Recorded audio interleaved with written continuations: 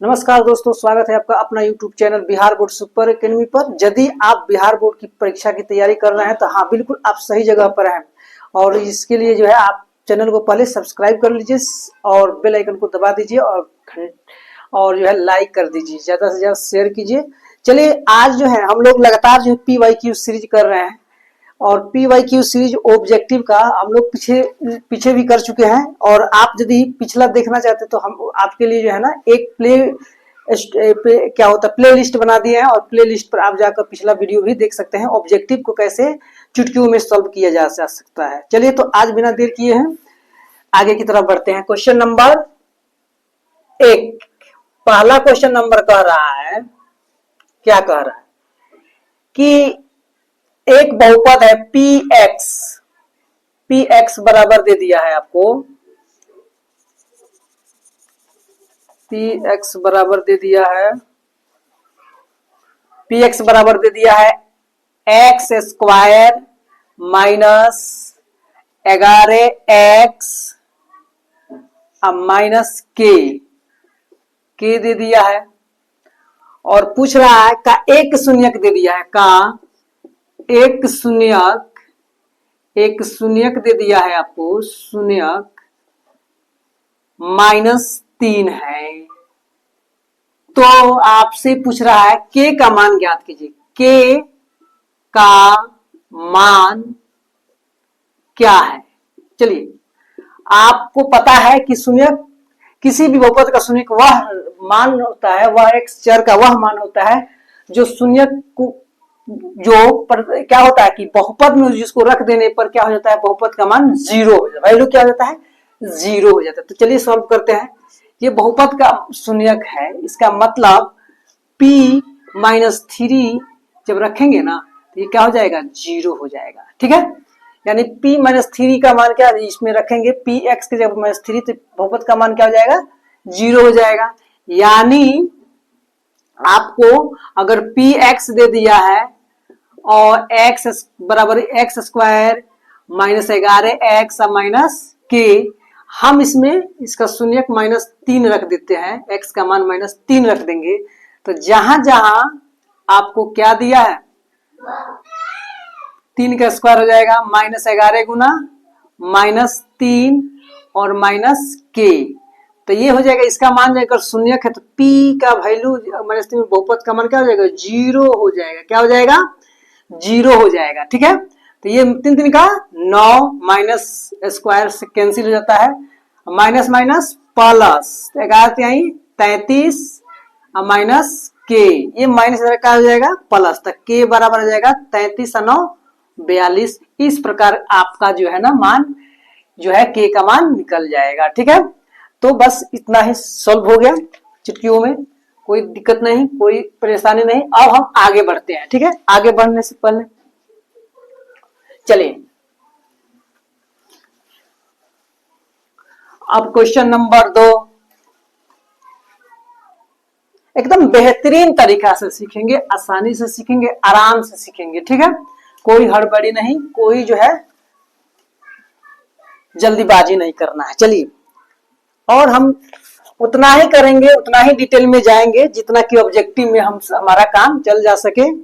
ठीक है, तो 2 में देखिए क्वेश्चन नंबर 2 कह रहा है कि बताइए कि 3x माइनस 7y प्लस 15 एक समीकरण दे दिया है, और इसका जो है एक समीकरण दिया 6x माइनस 14y माइनस 32 बराबर 0 समीकरण दूध एक जोड़ा समीकरण दे दिया गया है। रैखिक समीकरण जो 2 चर वाला रैखिक समीकरण का एक जोड़ा दे दिया गया है। आपसे पूछ रहा कि इसके कितने हल होंगे, इसके कितने हल होंगे, कितने हल होंगे। आपको फॉर्मूला याद होना चाहिए। क्या फॉर्मूला याद होना चाहिए? अगर आपको फॉर्मूला याद है तभी ऑब्जेक्टिव आपसे बनेगा। देखिए a1 का मान निकालिए। a1 का मतलब समीकरण में a का मान जो है x में जो गुणांक होता है समीकरण 1 में वही a1 हो जाता है। B1 बराबर हो जाएगा समीकरण 1 में y का गुणांक -7, C1 बराबर 15। कोई दिक्कत? कोई दिक्कत नहीं। A2 बराबर समीकरण 2 में x का गुणांक 6, B2 बराबर समीकरण 2 में y का गुणांक -14 और C2 बराबर -32। हो गया। अब बताइए A1 बटा A2 का रेशियो निकालेंगे तो 3/6, 3 का 3 3 दूनी 6, 1/2 आ गया। और इसमें जो है आपको B1 बटा B2 निकालते हैं तो ये क्या हो जाएगा -7 बटा -14, तब 7 दूनी 14, माइनस माइनस कैंसिल, ये भी हो गया 1/2। कोई दिक्कत? कोई दिक्कत नहीं। अब ये C1 बटा C2 जांच कर लेते हैं तो ये हो जाएगा 15 बटा -32। ये दोनों तो बराबर हो गया है। अब ये दोनों बराबर हो गया, तीसरा बराबर नहीं होता है तो इसके लिए फॉर्मूला क्या होता है? इसके लिए फॉर्मूला होता है, आप रटे होंगे, A1/A2 बराबर हो B1/B2 और ये बराबर नहीं हो C1/C2। तो समीकरण का ये क्या होता है, आपसे क्या कितने हल होंगे? तो समीकरण का कोई हल नहीं होगा। समीकरण का कोई हल नहीं होगा।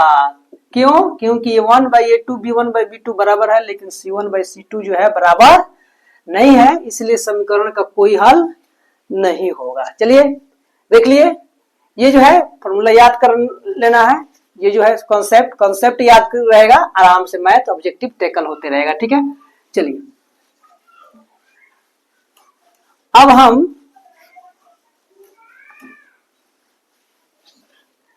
क्वेश्चन नंबर 3 देखेंगे। क्वेश्चन नंबर 3 कह रहा है आपके, क्या कह रहा है? क्वेश्चन नंबर 3 कह रहा है, क्या कह रहा है कि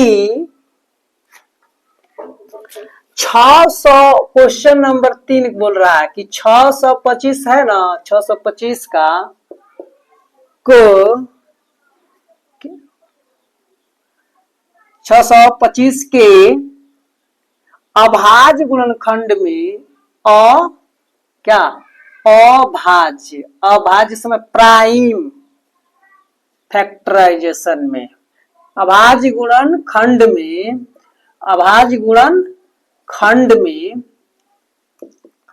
5 का घात कितना होगा?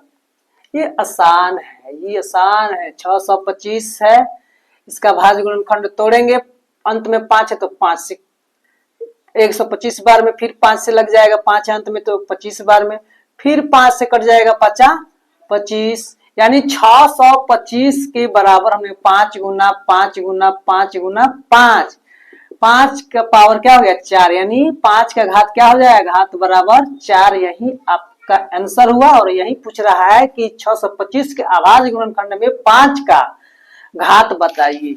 इस तरह से हमारा क्वेश्चन नंबर 3 जो है चुटकियों में सॉल्व हो गया। इसके लिए कोई दिक्कत किंतु परंतु की बात नहीं है। ठीक है, चलिए अब जो है आप क्वेश्चन नंबर 4 पर देखिए। हाँ, अगर आप जो वीडियो को अभी देख रहे हैं और क्या किए हैं, लाइक नहीं किए हैं तो आप लाइक कर दीजिए, शेयर कर दीजिए और सब्सक्राइब भी कर दीजिए। चलिए क्वेश्चन नंबर 4 में है, क्वेश्चन नंबर 4 में है px का मान दिया है x के पावर 5 माइनस 5x² और प्लस 6 को क्या करना है, qx एक दूसरा जो है बहुपद दिया है, qx बराबर x के पावर 3 माइनस 4 से भाग दिया जाता है,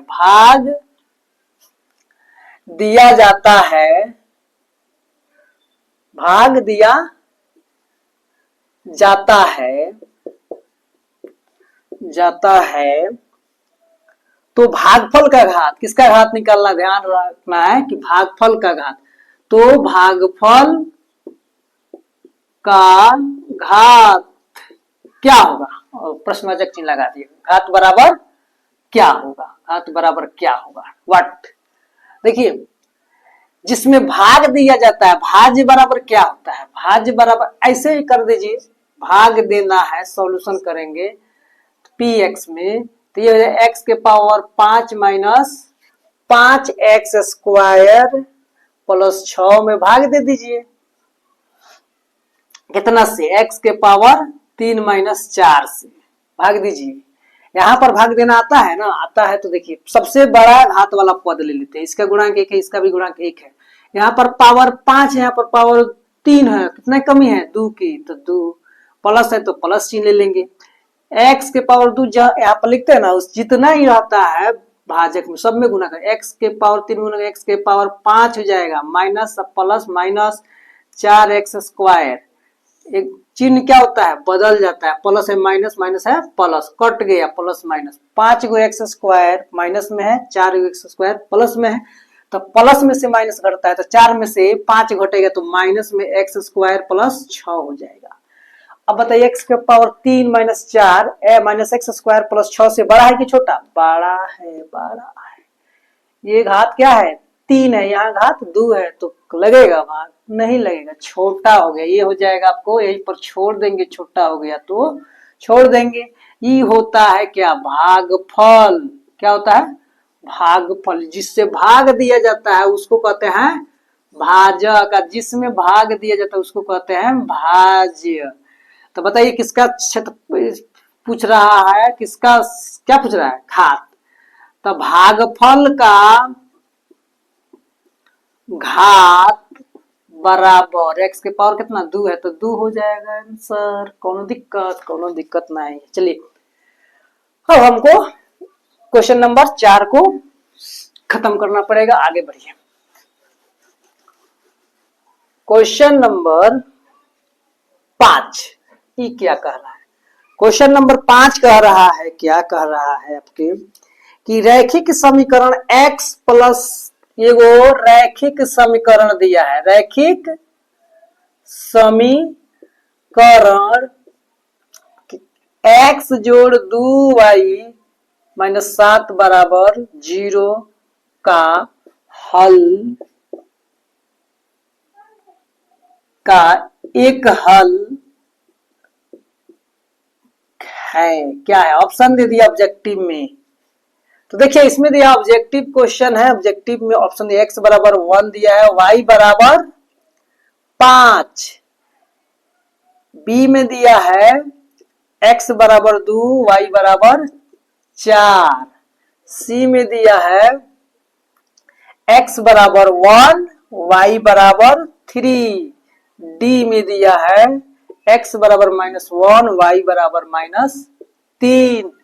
बारी बारी से चेक कर लेंगे x का मान, और जिसमें जो है हल कब होगा, जब हल तभी होगा x y का वह मान जिसको इसमें रखने पर इधर 0 है तो इधर भाई क्या हो जाए 0 है, नहीं LHS बराबर RHS आ जाए तो वह क्या हो जाएगा, इधर 0 है x और y के मान जिसको रखने पर इसका मान 0 हो जाएगा, वही आपको क्या हो जाएगा समीकरण का हल हो जाएगा। ठीक है, तो इसमें रखते हैं x बराबर, हम ले लेते हैं x बराबर जो है ना, शुरू करते हैं b से, ऑप्शन नंबर बी उठा लेते हैं, x बराबर 2 और y बराबर 4 और रखने पर, ठीक है, तो ये है x जोड़ 2y माइनस 7, यही ना दिया है बराबर 0, x के मान 2 जोड़ 2 गुना y के मान 4 माइनस 7 बराबर 0, 2 जोड़ 4 दूनी 8 माइनस 7 ही होगा, नहीं होगा,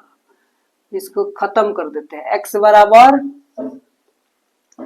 अब हमको लग रहा है कि रखना पड़ेगा, क्या रखना पड़ेगा c लेते हैं, x के बराबर 1 y बराबर 3 रख लेते हैं, तो ये हो जाएगा x प्लस 2y माइनस 7 बराबर 0 में x बराबर 1 प्लस 2 गुना y के मान 3 माइनस 7 बराबर 0, तो 2 3 6 1 7 आ गया, यानी 0 बराबर 0, ये 0 इसका मान 0 था, इसका मान 0 आ गया, यानी यही आपका ऑप्शन नंबर सी जो है x बराबर 1 y बराबर 3 आपका क्या हो जाएगा समीकरण का हल होगा। हल का मतलब x और y का मान x बराबर इतना भी हो जाएगा, हालांकि इसका अनेक निकल सकता है, इसका कोई निश्चित नहीं होता है।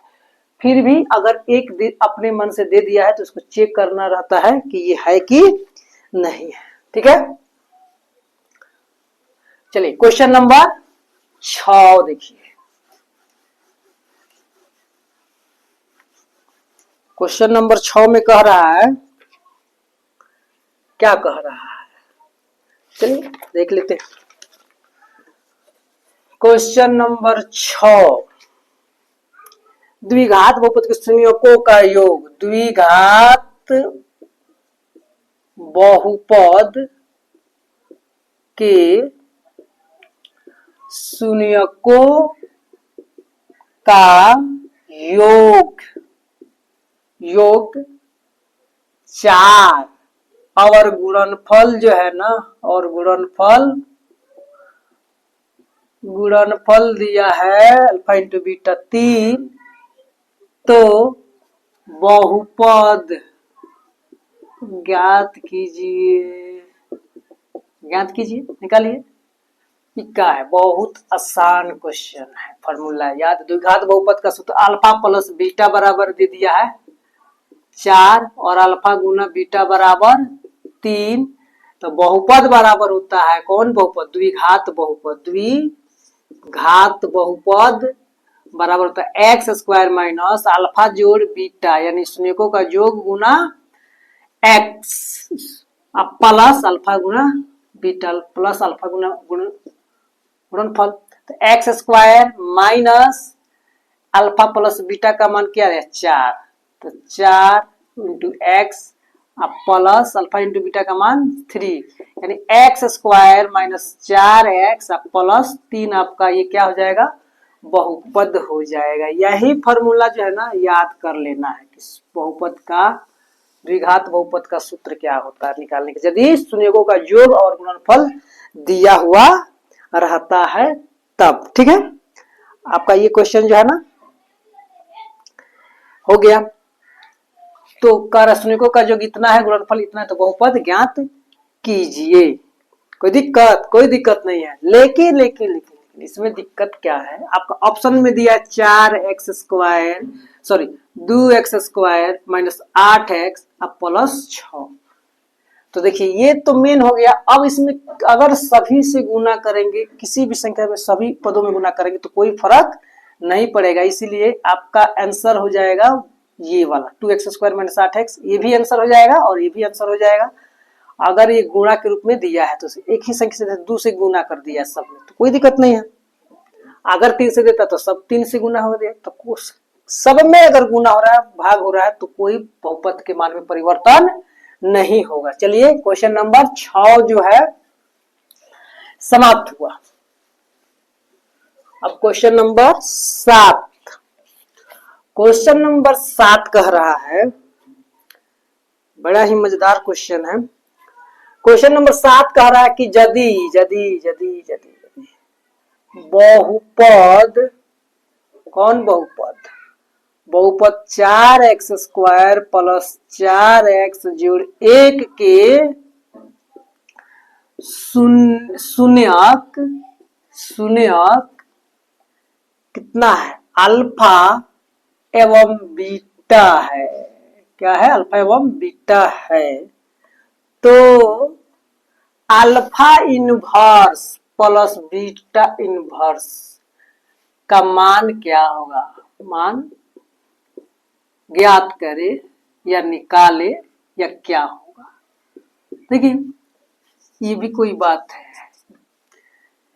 आपको बहुपद मान लीजिए px बराबर दे दिया है 4x² 4x प्लस 1, ABC चुनना आता है ना, x² का गुणांक a हो जाता है, a बराबर 4, b बराबर x का गुणांक 4, c बराबर 1, ABC चुन लिए।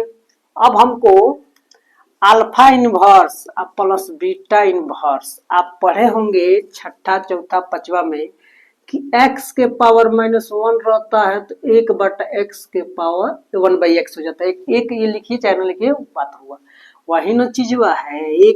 अल्फा इनवर्स मतलब 1/अल्फा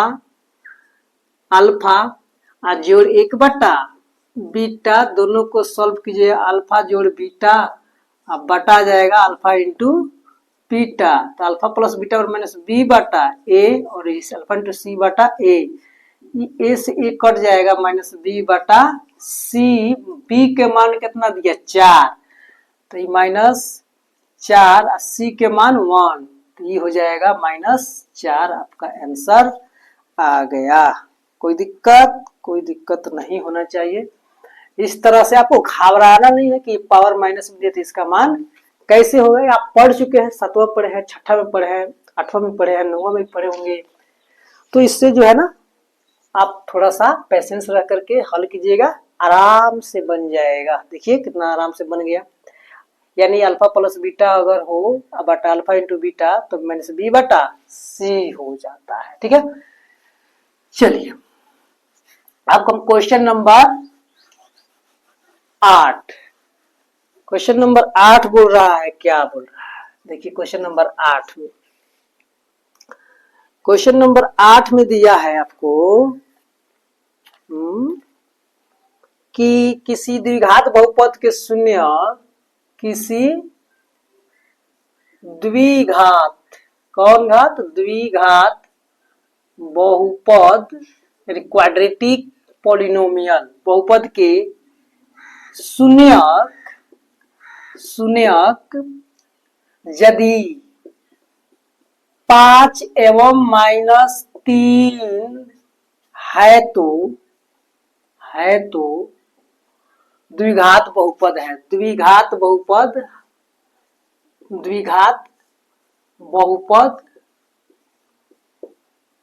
निकाले। कौन सा बहुपद होगा?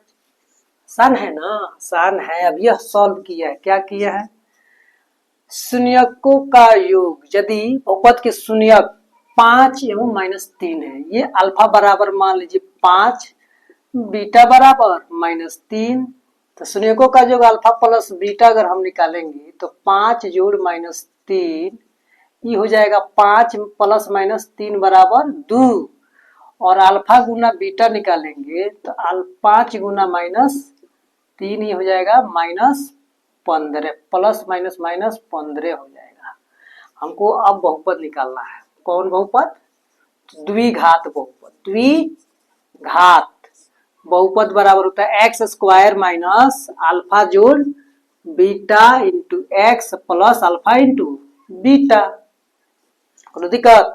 देखिए x square minus alpha plus beta का मान दिया है 2x, अब प्लस हो जाएगा अल्फा इंटू बीटा, तो प्लस और ये माइनस में हो जाएगा -15। यही आपका क्या निकल गया? द्विघात बहुपद निकल गया। X square minus 2x minus 15 आपका द्विघात बहुपद हो गया। ठीक है, क्वेश्चन नंबर 8 तक खत्म। कोई दिक्कत? कोई दिक्कत नहीं। इसको रट जाइए। द्विघात बहुपद निकालने के लिए बार बार बोलता है इसको। द्विघात बहुपद का सूत्र जो है निकालने का जान जाइए। द्विघात बहुपद के शून्यकों का जो गुणनफल, ये सब जो है ना रट जाइए, एकदम रटिए मत, समझ जाइए। आप फिक्स रहता है ये क्वेश्चन, ये नहीं है कि जो बदल जाए। कंपटीशन का एग्जाम नहीं है कि बदल कर देगा। ये बोर्ड एग्जाम है, इसमें बार बार क्वेश्चन रिपीट करते रहे, क्योंकि नए नए बच्चे आते हैं, नए नए सीखते हैं, तो इसमें कोई दिक्कत नहीं होता है। इसमें कंपटीशन नहीं है कि कंपटीशन में छट नहीं करना है। अब जो है क्वेश्चन नंबर 9 देखिए, निम्नलिखित में कौन द्विघात समीकरण है? द्विघात समीकरण बुझते हैं। जैसे मान लीजिए बोल रहा है कि निम्नलिखित में कौन द्विघात बहुपद है? चेक कीजिए, चेक करेंगे। ए में दिया है x प्लस 3 का होल स्क्वायर अब बराबर x स्क्वायर अब प्लस 7x। आप एक बात समझिए, इधर भी प्लस में इधर भी प्लस में है। आप जानते हैं a प्लस बी के होल स्क्वायर में है a प्लस बी के, तो एक्स स्क्वायर a प्लस तो a स्क्वायर प्लस इधर अगर माइनस, प्लस प्लस अगर समीकरण के दो समान चिन्ह वाला राशि हो, जैसे मान लीजिए इधर भी माइनस में ये हो और इधर भी मान लीजिए हमारे सी प्लस बी है और यहाँ पर सी प्लस सी माइनस ए है, तो बराबर बराबर राशि क्या होता है, कैंसिल हो जाता है। ये एक्स स्क्वायर कट जाएगा तो ये बहुपद होगा ही नहीं, क्योंकि द्विघात वाला बहुपद क्या हो जाएगा, कैंसिल हो जाए। द्विघात वाला पद जो है ना एक्स स्क्वायर कैंसिल हो जाएगा तो ये द्विघात बहुपद नहीं होगा। बी में देखिए x प्लस 2 के होल स्क्वायर बराबर 2x प्लस 2 दिया है। आप बताइए, इधर तो स्क्वायर आएगा, इधर स्क्वायर है नहीं, तो स्क्वायर तो रह ही जाएगा, स्क्वायर जो है वो स्क्वायर रह जाएगा। इसका मतलब क्या है, ए प्लस देख लीजिए चेक करके, ए प्लस बी मान लीजिए x प्लस 2 है, इसका होल स्क्वायर, तो एक्स स्क्वायर प्लस 2, ए के जगह पर x और बी के जगह पर 2 प्लस बी के स्क्वायर बराबर 2x जोड़ 2। हल कर लीजिए इसको, देखिए अब क्या हुआ, एक्स स्क्वायर प्लस 2 दूनी 4x प्लस 2 दूनी 4 बराबर 2x प्लस 2। बताइए एक्स स्क्वायर कब कटेगा, नहीं कटेगा, प्लस माइनस में हो सकता है लेकिन ये एक्स स्क्वायर कभी हटेगा ही नहीं। घात जो हमेशा x square plus 4x plus इधर का प्लस 2x प्लस 4 प्लस इधर माइनस 2 हो जाएगा, तो ये प्लस 2 हो जाएगा बराबर इधर सब आ गया, इधर तो क्या हो गया 0। यानी ये जो है द्विघात बहुपद समीकरण है, द्विघात समीकरण है, ठीक है, बराबर का चिन्ह लगा इसलिए द्विघात समीकरण है। चलिए इस तरह से ये भी बन गया। अब हम जो है ना क्वेश्चन नंबर 10 देखेंगे, द्विघात समीकरण पर आधारित है। अब अंतिम सवाल है, अंतिम सवाल क्या कह रहा है यदि त्रिभुज MNO में, यदि त्रिभुज है MNO में P बड़ा लिखिए इसको, P Q क्रमशः भुजाएं M N और MO पर दो बिंदु है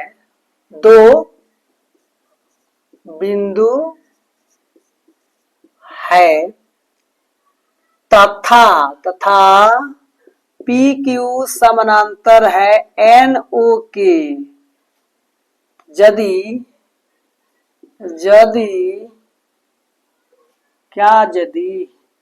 MP अनुपात PN बराबर 3:5 हो तो MQ अनुपात QO का मान बताइए।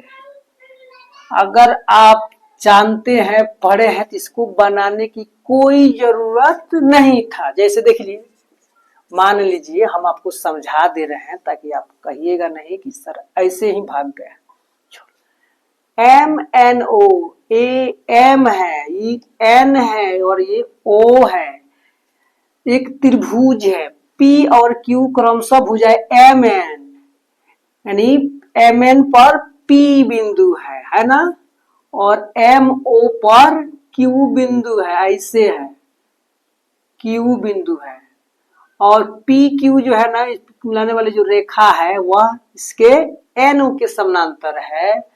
अब कह रहा है कि यदि MP और PN, MP मतलब 3 ये हो गया और ये क्या है 5, PN ये हो गया, का अनुपात 3:5 हो तो MQ और इतना, तो हमको कुछ नहीं करना है, हमको पता है, क्या पता है, थेल्स प्रमेय कि यदि किसी त्रिभुज में क्या होता है कि एक भुजा के समानांतर खींची गई रेखा अन्य दो भुजाओं को समान अनुपात में बांटती है। अगर ये समान अनुपात में बांटती है तो आप थेल्स प्रमेय पढ़े हैं, थेल्स प्रमेय से क्या हो जाएगा, प्रमेय से ये जो है लिखेंगे PQ समानांतर है कौन सी, NO, अतः थेल्स प्रमेय से क्या होगा, ये हो जाएगा आपको MP का जो अनुपात PM से होगा वही अनुपात MQ का QO से होगा। और ये जो है आपको कितना दिया है 3/5, यानी MQ अनुपात QO ये भी क्या हो जाएगा 3/5 हो जाएगा। यही आपका आंसर हो जाएगा। हमको उतना करने की जरूरत नहीं था, हमको सीधे पता था कि ये समानांतर है तो 3/5 है तो ये भी 3/5 ही होगा। ठीक है, तो आज के लिए इतना ही बस। अब हम लोग अगले क्लास में और इसके आगे करेंगे।